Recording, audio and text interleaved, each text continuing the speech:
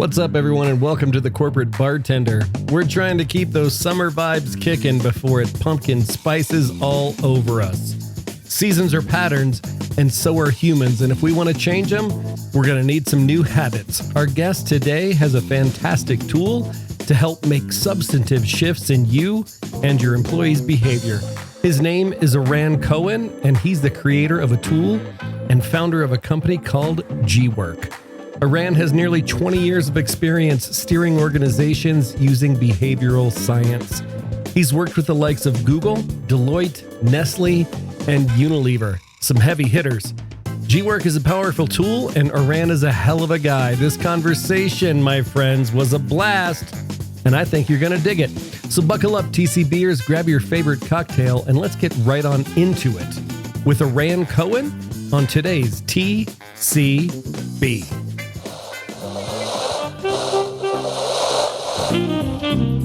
Welcome to SkyTeam's The Corporate Bartender, where we gather some of the best HR and people leaders to discuss what's happening on the people side of business. Now pull up a stool, belly up to the bar, and join us for The Corporate Bartender.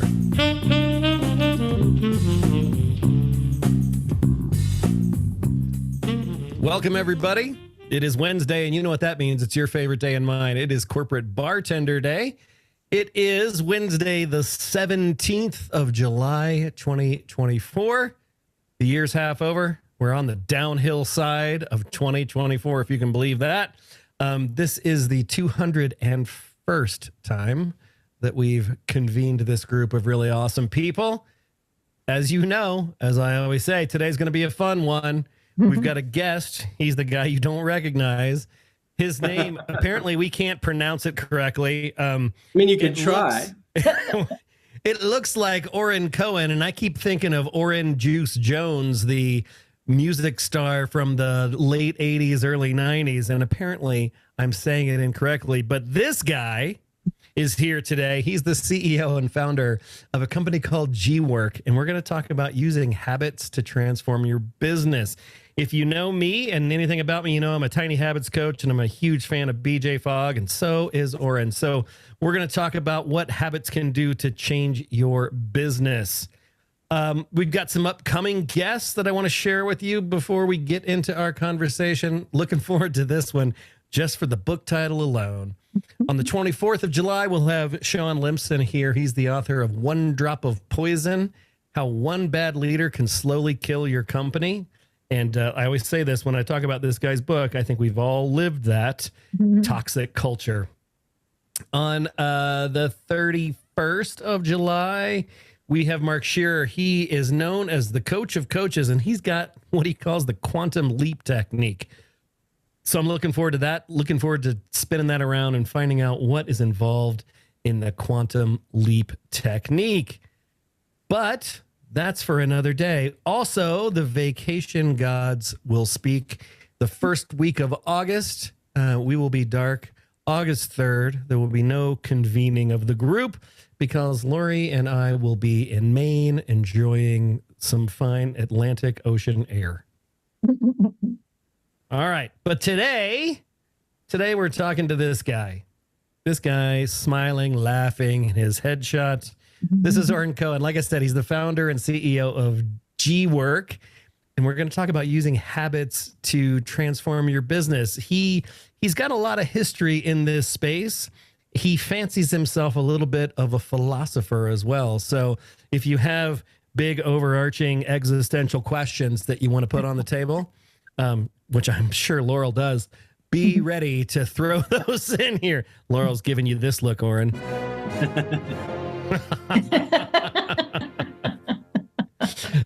So we didn't warn him like we ever do, but let's give Oran a good, solid TCB welcome, shall we? Yeah, see, we dance everybody on, Oran, and I appreciate. There it is. I can flow with it. That's always the thing. How many beats does it take for the guest to start dancing? That's right. That's exactly right. That's exactly right. Awesome. Well, Oran, thanks so much for being here with us today. We appreciate you. Great to be here, guys. Awesome. Well, we always like to start by learning a little bit about who you are and a little bit about your backstory, because I'm probably safe to assume that when you were a child, you did not envisage this as the place that you would be at this point in your life. So tell us a little bit about how you got here. Yeah, absolutely. I definitely didn't come out of the womb saying habits, but my journey has been very much focused on how the amazing elements of people. So my curiosity has always taken me to understand why people do what they do, how they go about it, the psychology of our actions. And that's basically the work I've done my entire life. I actually started my work in doing mediation work between Palestinian and Israeli youth in my 20s. That's like an easy lift. I mean, and that's right? Exactly it, right? So that's what I always say is like, okay, I couldn't have found a more wicked, complex problem to learn about. Right. So just in case you're wondering about the accent, so I was born in Israel and grew up in South Africa, currently in the US. And my journey was very much about trying to understand how people work and what makes them do what they do, and how do we go about changing systems. And so the first one I decided to try on was just a little one around a light lift. Middle East. We worked with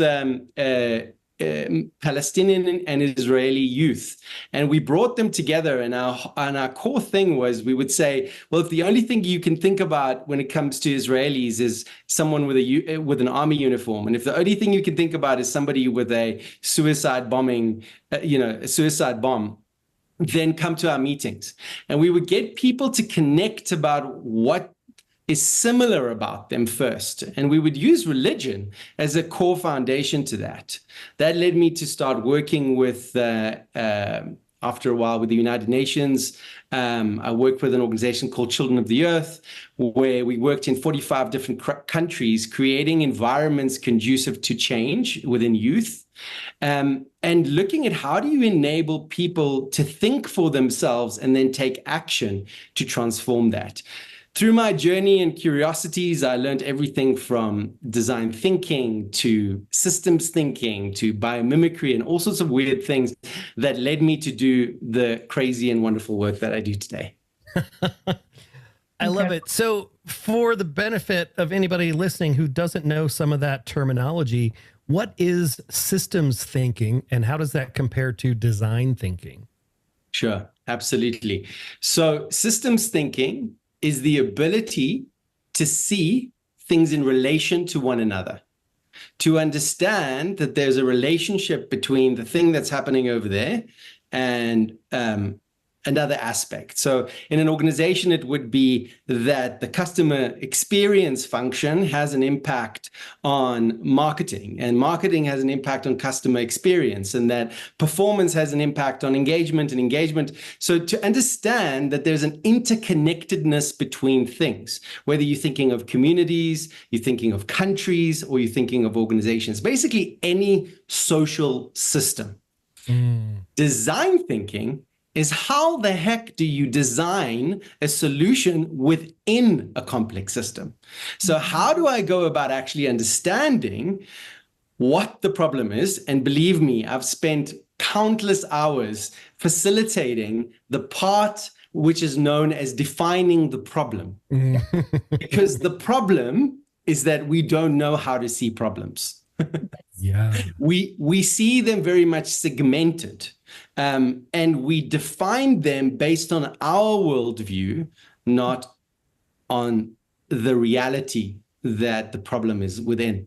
So design thinking is one of those elements. Then I threw a word called biomimicry, which is another big fancy word. I was going to ask, what is biomimicry?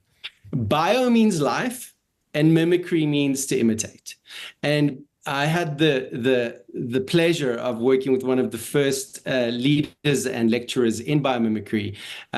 And the key idea behind biomimicry is that nature has been its own laboratory for billions of years.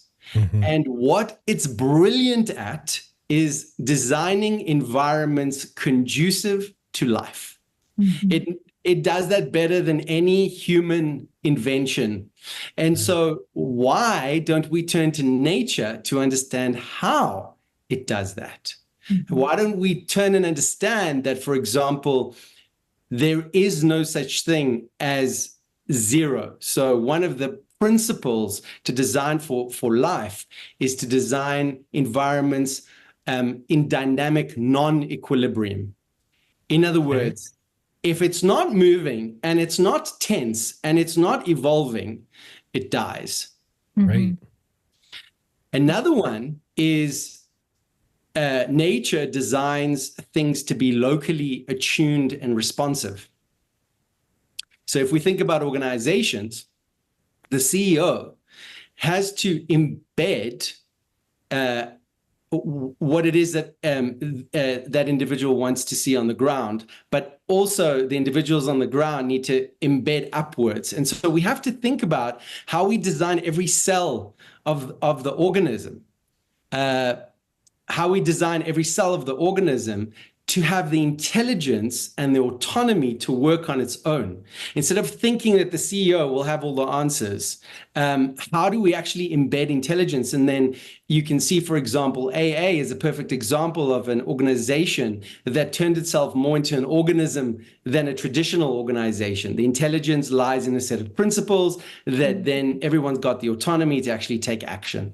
So those were the kinds of things, you said I'm a philosopher. Yes, I can't help myself. Understanding how this stuff works keeps me up at night and makes me build weird things. I love that. And this notion of biomimicry is pretty fascinating because some of the things that you just described are things that organizations push against. Right? If it's not moving and changing and it dies, right? And we try to build structures and organizations that are static and predictable, and they don't always work out, right? How do you take some of these That's concepts? a very, very politically correct way of saying it. They don't work out. I'm trying not to piss anybody Usually off there's here. carnage and blood and... So, I mean, can you think of an example where those principles, right, this sort of mimicking nature, you've used them effectively in steering an organization away from stagnation? Yeah, absolutely. So, I mean, this is exactly the work that I've done in consulting that made me stumble upon the work that I'm doing now. So just a little bit about my background is I have a master's in leading innovation and change. And I've also studied psychoanalysis, so understanding the psychology of people. I've studied psychoanalysis for 12 years. And so I bring in the projects that I worked on and I work in, I bring all of these different disciplines because I find that, when we're stuck in one discipline, we see everything through that discipline and therefore 100%. we cannot see what's in front of us. So, so the work that I do is very much organizations bring me in to create business transformation at scale. And this is not a simple problem. Yeah, you added that at scale there. That throws a wrench in the gears. Absolutely. Because it's one thing when you do it kind of through coaching and through leadership development, through performance management. And so when you're operating at a systemic level, if you're trying to create business transformation at scale, you have to understand what it is that you are transforming. Right. Yep. And at what dimensions you are transforming those things at. So an HR person who is instilled with that mindset would bring an HR people lens. But then they meet the head of ops, and the head of ops is like, The hell are you talking about? Exactly. I always laugh about that example of like, do you speak whale? well, because we all have these very different ways of looking at the world and language that we use. And so my work when I go into an organization, and the work that I've done, is to help the organization through facilitation define a set of observable behaviors that extrapolate its business strategy into day-to-day life, into operations. And I think that was my advantage. I didn't come in as a people expert. I came in as there's a problem solver, complex problem solver. And so I've worked with Google and Nestle and Johnson & Johnson, and I was brought into a bank and asked to design the future of work, where they said, well, things seem segmented. So just as a reference point, the future of work, you were asked this question. When was this? So we all get a sense. Before the future arrived. Okay. Before the future arrived. So before everything changed, when everything was still normal 6-7 years ago. Okay. Before all sorts of things hit the fan. So you were asked to define the future of work in banking in 2018. Got it. Exactly. And there was this idea of virtual banking, remote agents, all these great and wonderful ideas. But the challenge is that every business unit was bringing the old way of thinking into that environment, segmented, disconnected, and focused on itself. And so my work was, well, how do we design this from the ground up? So I got involved with my team, everything from the org design, and then translated that org design into ways of working into operational observable behaviors. And the impact, question. No, go ahead. You keep going. And the impact was on business. We took their customer satisfaction from like 32% to 93%. Wow. And all the principles that I shared is what we designed in that environment. So we looked at, how do you build autonomy into an environment? How do you create an environment where people can grow, right? So we can think about the whole thing around mastery, autonomy, purpose of Daniel Pink's. But kind of looking at all the elements. So one of the things that we did, for example, is we said, okay, so teamwork and collaboration is key to the success of this environment. We're creating self-directed teams. We are diffusing management out of a management role and putting it into a way of working. So how do we design management as a function into our way of working? And that means visibility, feedback loops. That means self-awareness. That means defining what we expect and holding accountability around that expectation.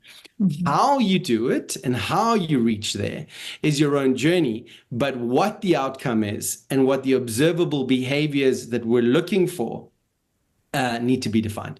So those are the kinds of work that we did, and that's kind of what brought me to invent or come up with or pick up the patterns that created GWork. I love it. So I have a quick question about that work, and then Sure. back to GWork. But so I'm curious, when you're brought into an organization to do this kind of massive kind of overhaul, how much how much does it roll into, do we have the right people in the right roles at the highest level of the organization? Because when you're talking about behaviors and you're talking about reorganizing how people are expected to go about doing things, if there's people that are saying, yeah, I get it totally, but then over here they're acting like this, and so then the employees underneath that are like, this way or that way, this way or that way. And so I imagine that there are times where the resistance, whether intentional or not, has to be part of that conversation. Like, this may not be a great role for you anymore because this seems really uncomfortable. I mean, there's so many ways this goes wrong. As Eric said politely. Yeah. The immunity to change exists in all of us. and exists collectively in an organization.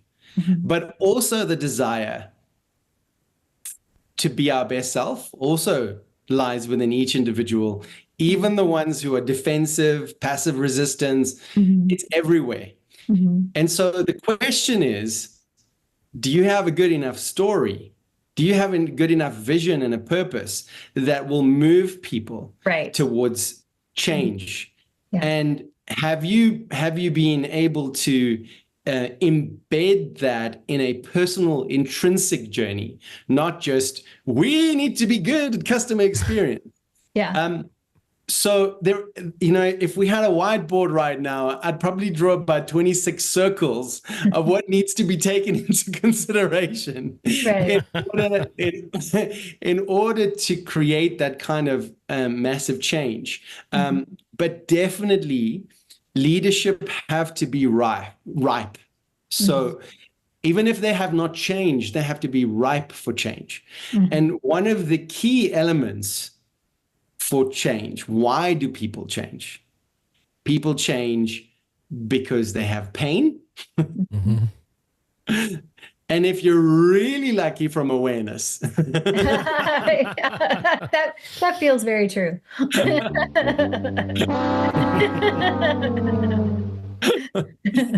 So one has to think about, what does it mean when change happens out of necessity and when it happens out of opportunity?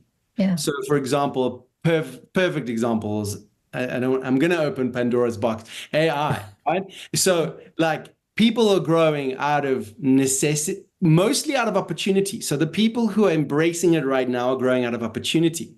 But as more the world accelerates, there will be a need to grow out of necessity. I don't think that there's anything wrong in how we grow. So I don't have a judgment. There's nothing wrong with necessity.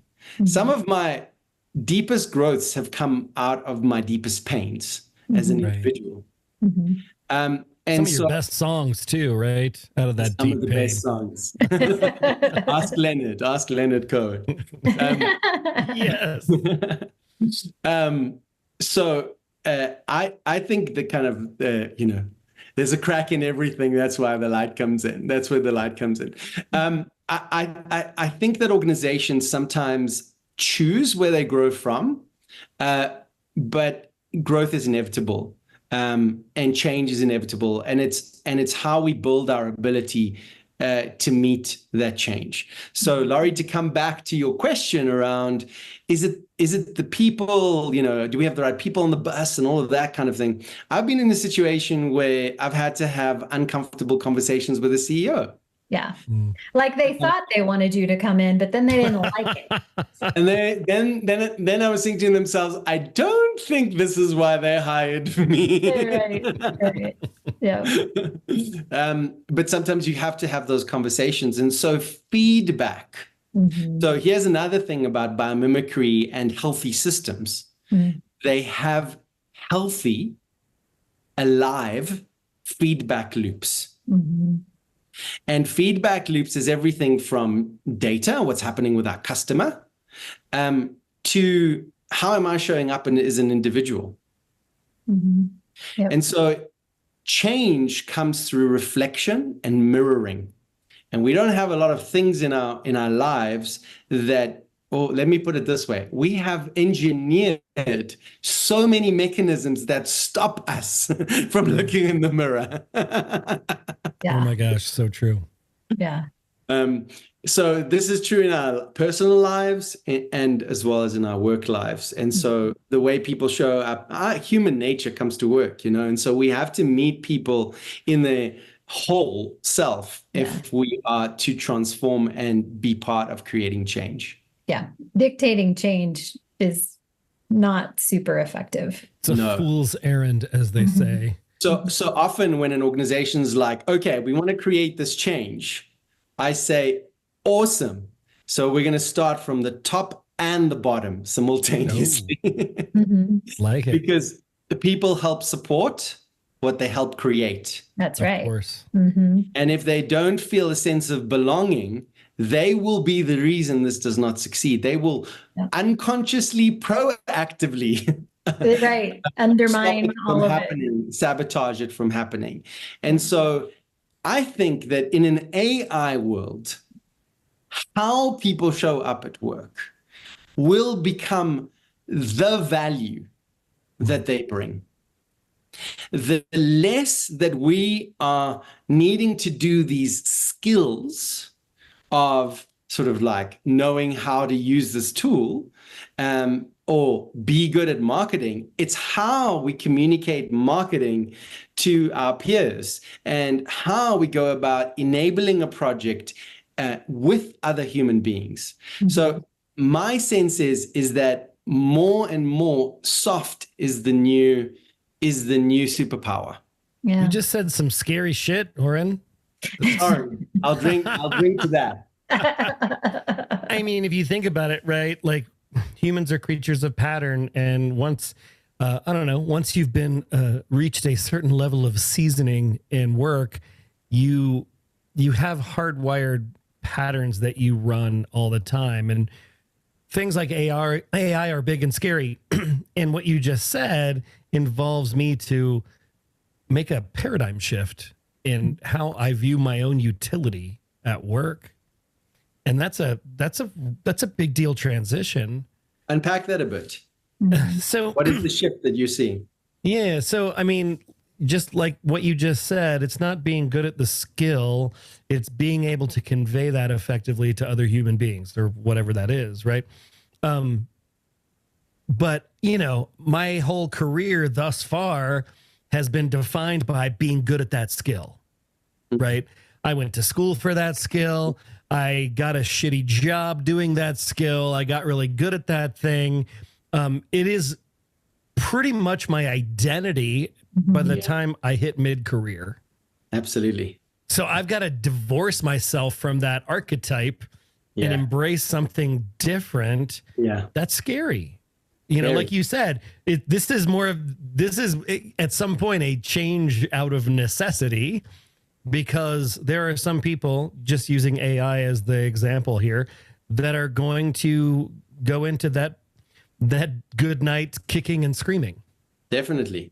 They're going to fight and flight simultaneously. Right, exactly. So, you know, as you have built these things, these systems, coming at them with this systems thinking perspective and this design thinking approach, how did you land on habits as being the sort of secret sauce that makes this transferable to actual living human beings? It's such a wonderful question, because like the first book, I started studying self-development when I was like 15, mostly because I like didn't have friends and I was trying to get girls. So like the first book I ever read was What to Say After You Say Hello. Oh, okay. That's great. It was a transactional analysis book that helped me even like understand how to communicate well. And what I have done my entire life is do the therapy thing, right? In other words, sit on the couch and talk to my therapist and discuss why, you know, what does it mean that I was dropped when I was 2 months old, and what has it done to my psyche? And, you know, and I think that work is not going away, because to look at how, so speaking of systems thinking, there's a wonderful diagram from Donella Meadows around how to change systems. Maybe it'll be worthwhile to actually put it up in this. And she shows the sort of like leverage points of a system. And she says that the things you can see, the visible things, you can change the easiest, but have the least amount of impact. Mm-hmm.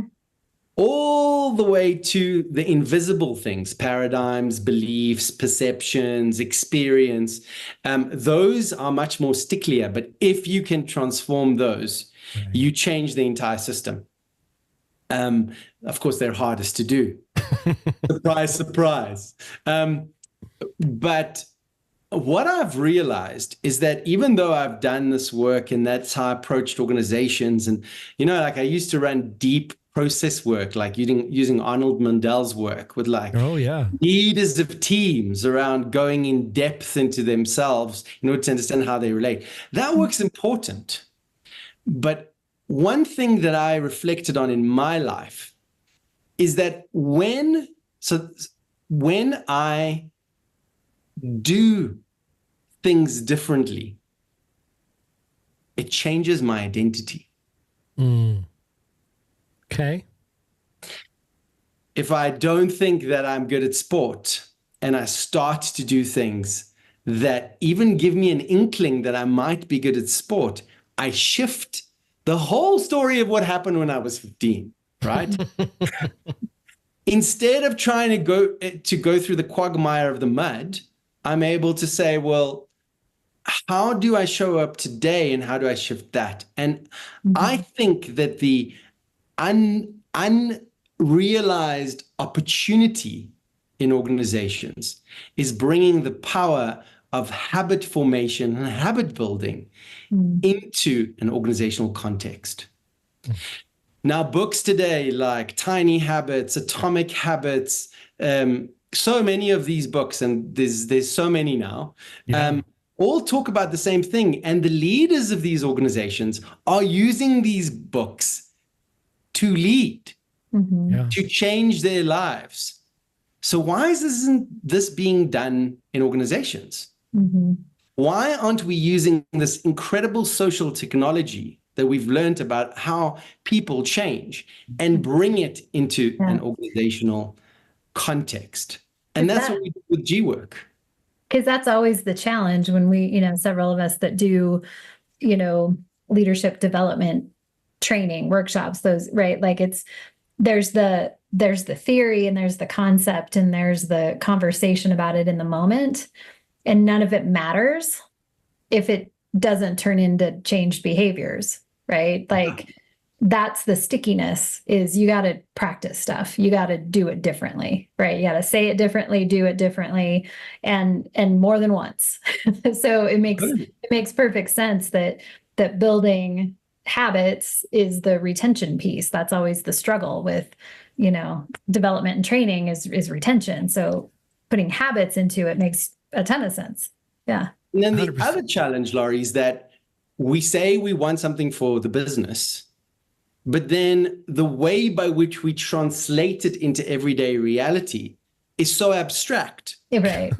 We stand for integrity. Oh, I hate that one. We are innovative, right? And the poor person on the floor is going, what the heck is that? Yeah. What is innovation? And then the answer is like, well, That's exactly why when we redid our core values, we built there's specified behaviors that define the essence of the core value. It's it looks like this. Right. Absolutely. So either you're doing it if you're doing these things, or you're not doing it if you're either not doing them or doing the opposite of those things. Yeah. Right. Yeah, exactly. It puts something people can hold on to, and it creates a conversation where I can give you feedback to say, 100%. Right, here's where there's a gap between this core value and your behaviors. Yes. And the other challenge is that we sometimes define our values in a set of heuristics or principles, which are great and are enabling to some extent, but hard to hold anyone to account with. It's motherhood and apple pie, right? It's platitudes. Platitudes, absolutely. Innovation, integrity. That's two of our 4 core values right there. I'm sorry. Motherhood and apple pie. Yeah, right. But that's why we had to go beyond that, because otherwise they are platitudes. Absolutely. Like integrity. Oh, so we shouldn't lie. Okay. Then you get fired if you do. Right. So our framework takes values, connects them to business strategy, Mm-hmm. They're often a little bit divorced, Mm-hmm. and then executes them in performance and day-to-day improvement. Yep. It's great. So It's ideal. I love it, right? And Oren, when we got together a few days ago, you actually showed me what the product looks like, and I was like, "Oh, okay, I get it." Tell us a little bit about how GWork works, and then my embedded question for you to fend off as you're talking about the product is: we have a lot of shit we got to look at every day. We've got dashboards, we've got performance management, we've got OKRs, we've got goal setting. I don't know that I want another dashboard to mess with. So why is this game changing? Really, really powerful. So I think that the challenge is that we are still seeing the world according to the old models that we've been taught. And what I mean by that is that in 95, Gallup came out and screamed to us, engagement. Yes. And then it took us 12 years to go, oh, engagement. That's what they mean. And so over the years, you saw these habits change in organizations where all of a sudden boards were looking at ENPS, and You're right. Heads of people were saying, well, engagement is part of our business strategy, right? Well, my soapbox is that behavior is the new data point. Mm. And that in a remote distributed reality that we will forever be in, Yep. how do we define that in our organizations, measure that, and improve it, right? So it's a matter of, sadly, education around what matters and how systems change. And so with that comes a paradigm shift. And so what we're seeing is that more and more organizations are saying, yeah, it's great that we're doing leadership development, but what's the ROI? And then the question is always, and then you hear them in the conferences, right, say, it's all about behaviors and habits. But now the question is, how will head of organizational effectiveness, head of culture, and head of people come into a room and understand that they're solving the same problem? Yep. And the leadership development peeps, right? So we're all working on the same problem, which is behavior. And so that's my rebuttal to you around why is this valuable? And of course, we've worked in gamification, and we've thought about onboarding, and we thought about bringing this into the organization in a personal, meaningful way. At the end of the day, we know that organizations' interventions work when leadership is behind a way, whatever that changes, behind that way of this new way. So that's what we leverage GWork to replace our old performance management processes? HR people, we struggle with performance management, right? There's always this, every so often there's this cyclical trend of we're not doing that anymore. Performance management, we're just going to have one-on-ones, and that's how we should be doing it. And we're not going to force people into ratings curves. And can we use a platform like GWork in place of that old school methodology? Yes, evolve into a new way of working, right? I don't think that the engagement survey is out of the picture. And we're seeing organizations all over scale back. Yep. We used to do continuous engagement surveys because we wanted more understanding of what's happening on the ground. But one of the challenges of engagement surveys is that it's one person's perception of everyone. And what happens a lot of the times in organizations is they're really good at running the survey, collecting the data, and really terrible about doing anything with that data. So it takes us 3 months to design the questions, 5 months to deploy, 6 months to think about how we're going to design the interventions, engage the stakeholders, and get shit happening on the ground, right? And that's a year. It's time to do it again. AI realm of existence, where everything is moving at the speed of light now, where teams are changing, where skill sets are changing. And so we need new tools that are locally attuned and responsive, that allow us to define these big ideas in daily realities and divorce our technical skill set from our people and soft skill set. And in your tool, you have a host of categories. And then within each of those categories, there are a spate of behaviors that are related to whatever that functionality is. Yes. I don't know how many of each of those things you have, but I saw it on the screen and there's a lot. There's a lot of behaviors in your system.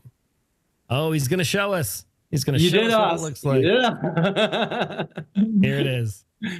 Okay, so you're talking about these specific ones, which is the focus areas: operational effectiveness, ownership and accountability, teamwork and collaboration, etc.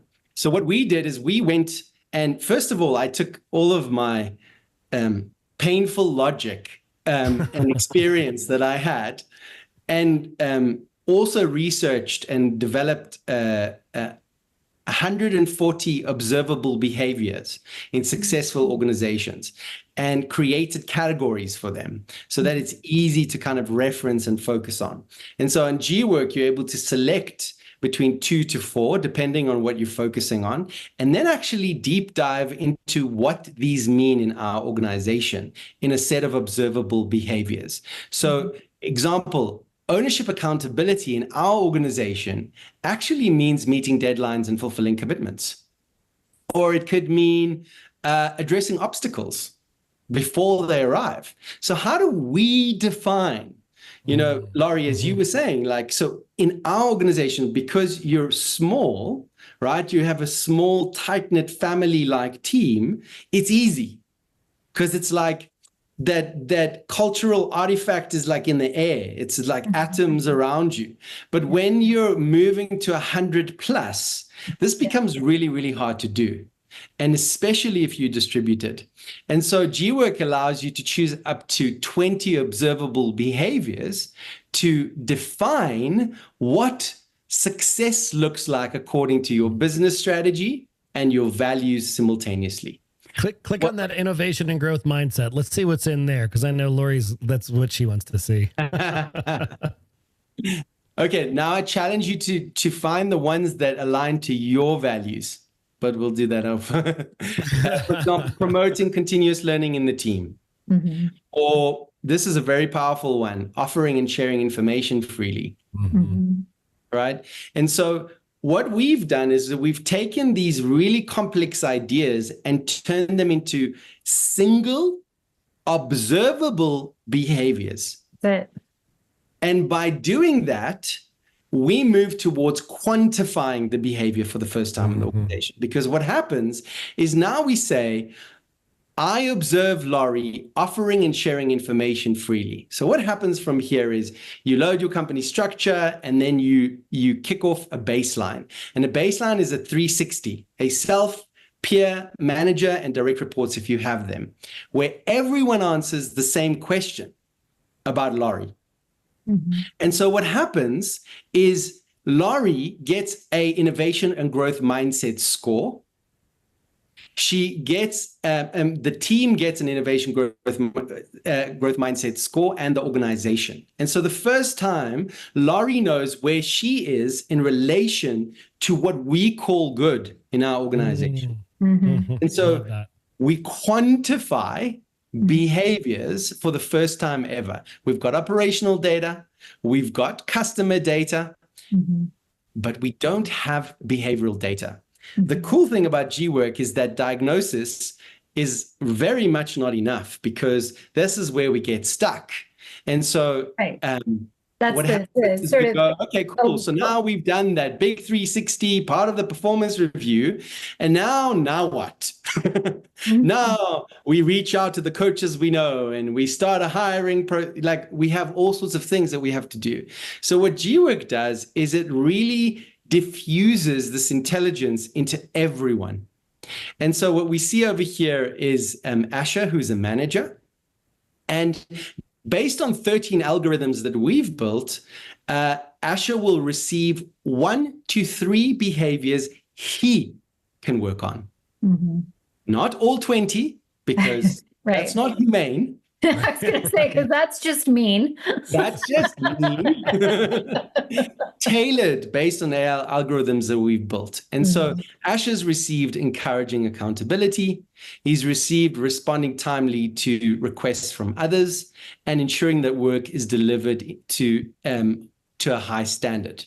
And so Asha can go in and use the system straight away and understand why they might have received this. What can this do for their career if they built this habit? What can it do for the company? And most importantly, what does good look like? That's right. Because let's face it, there are very few managers who are coaches and psychologists. 100%. Tiny habit coaches, right?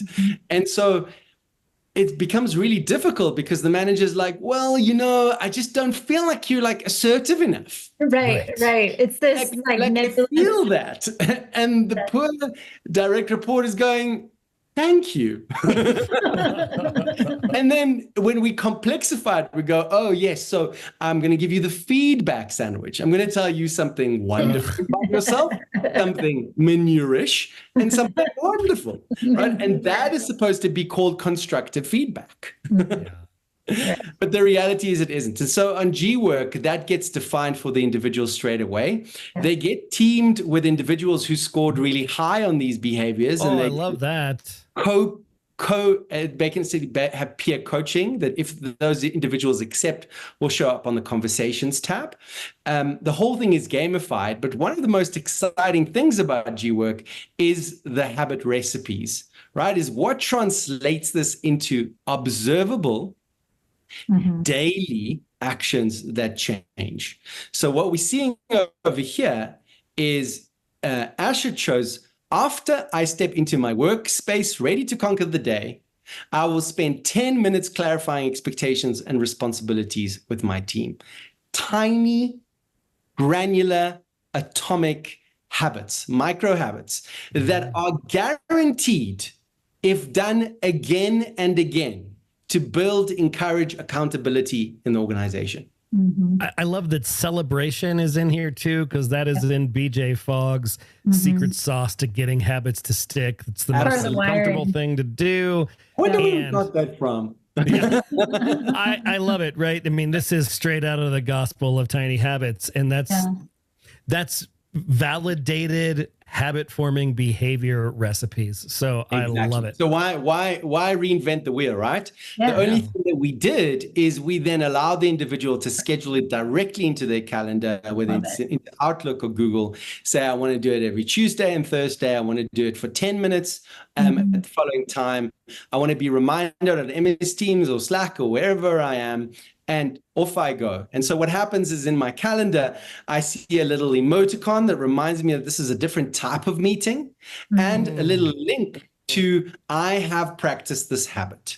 And that all of that is tracked in the behaviors dashboard, where I'm moving things from scheduled habits to practicing habits to adopted habits. Yeah.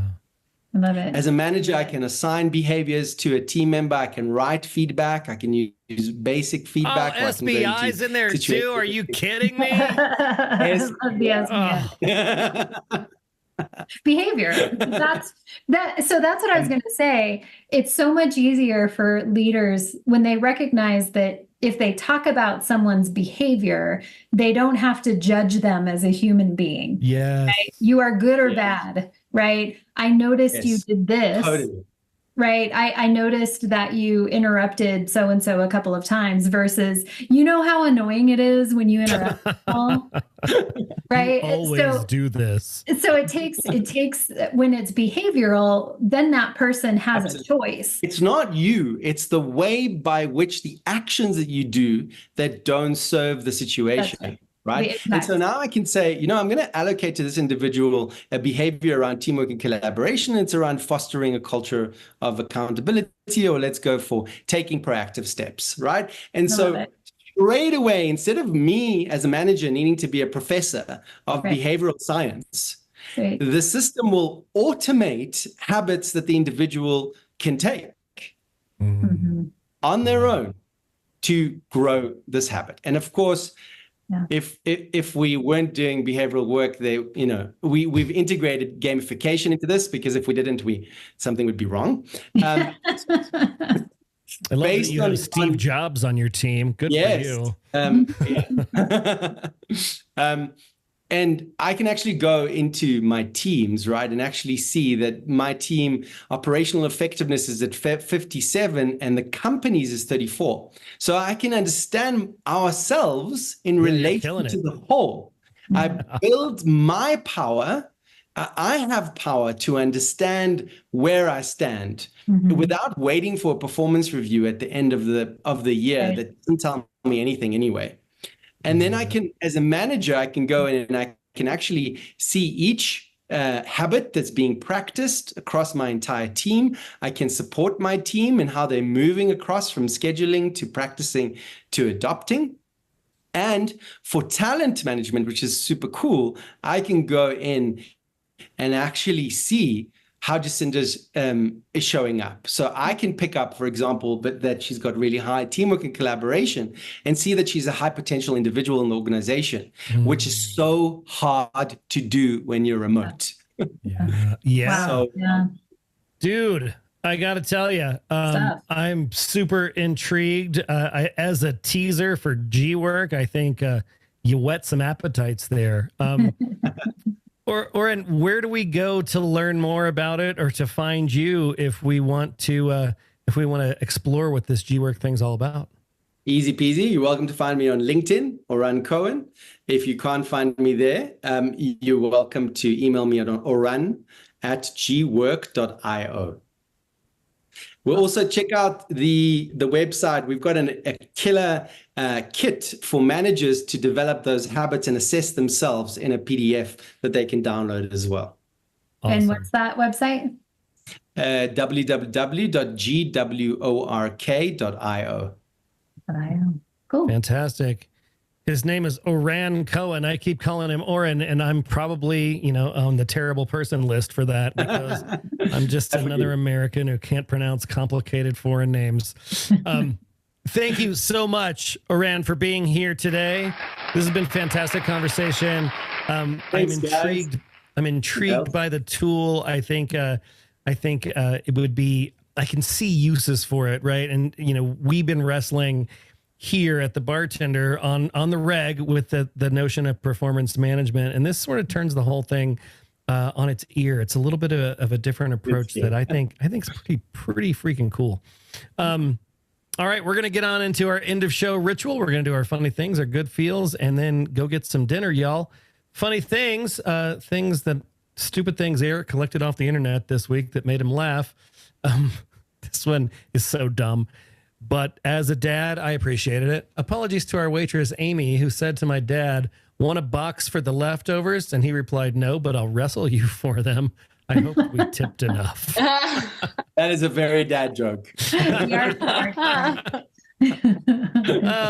a guy that's been to the grocery store twice this week, nothing refreshes my memory of what I need at the grocery store like coming home from the grocery store. Jimmy, hey, check it out. Cracks corn. Me, whatever, dude.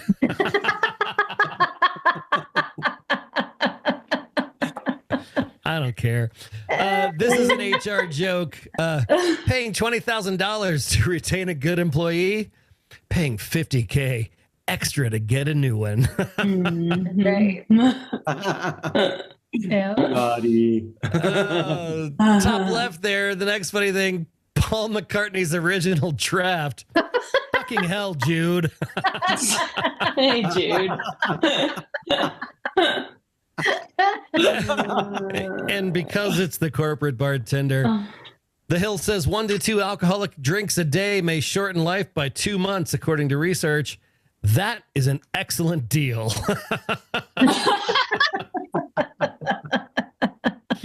That's what I was thinking. I'm like, okay. My favorite so funny thing today. Tommy Lee Jones always looks like his son just told him he cooked a ribeye steak in an air fryer. Oh, Tommy Lee Jones. Oh, today's good feel story. This one is going to get you.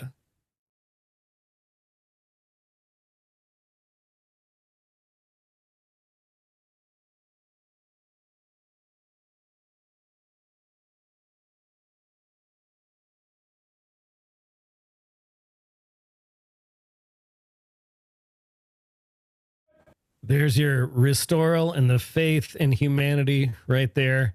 Nice. Ruby's giving it hearts. Grown man cry. Right? Right. That's right. Beautiful. Today's semi-quarantine cocktail is called TV Dog. It's a riff on the hound dog. That's what you see top right there.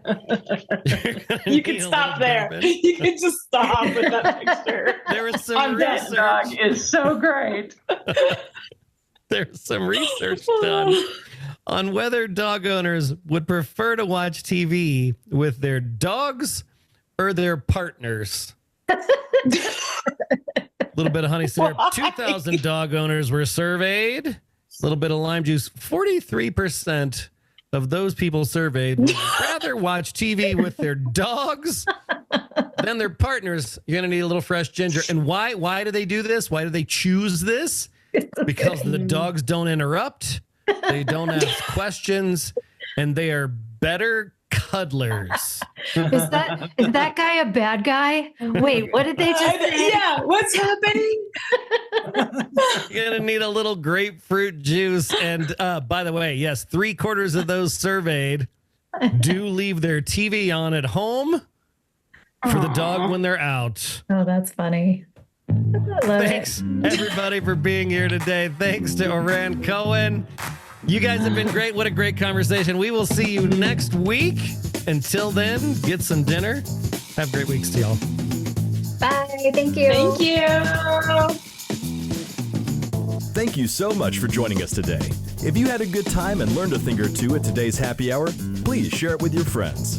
If you want to join our tribe, head on over to skyeteam.cloud/TCB or email us at info@skyeteam.com. That's SKYE team.com. Thanks again, and remember, you've always got friends at the Corporate Bartender.